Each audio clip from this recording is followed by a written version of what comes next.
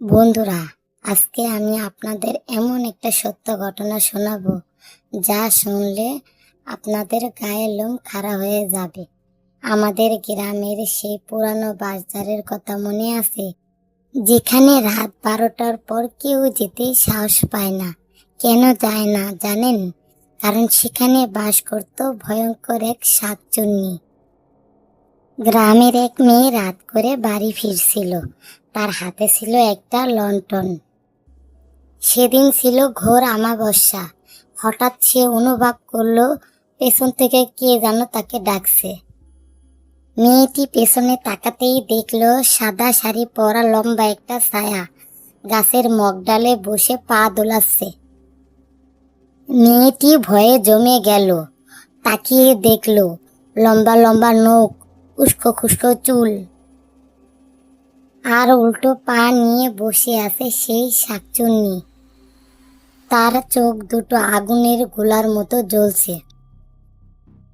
শাকচুন্নিটা খিলখিল করে হেসে উঠল আর বলতে লাগলো, অনেক দিন ধরে মানুষের মাংস খাই না রে, আজকে তোর কলিজাটা খাবো।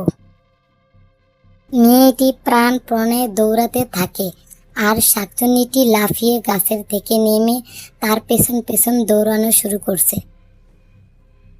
শাকচুন্নির নাকে সুরে হাসি মেয়েটির কানে যেন বাজছে। হঠাৎ শাকচুন্নিটা মেয়েটির সামনে এসে পথ আগলে দাঁড়ালো। শাকচুন্নিটা তার লম্বা হাত দিয়ে মেয়েটির গলা চেপে ধরল। ঠিক তখনই গ্রামের মসজিদের আজান ভেসে এলো।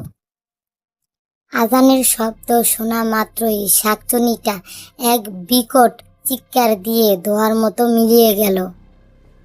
মেয়েটি এবারের মতো বেঁচে ফিরল। আর তখন থেকে গ্রামের মানুষ রাত করে ওই বাঁশঝাড়ের নিচে দিয়ে কখনোই বাড়ি ফিরত না।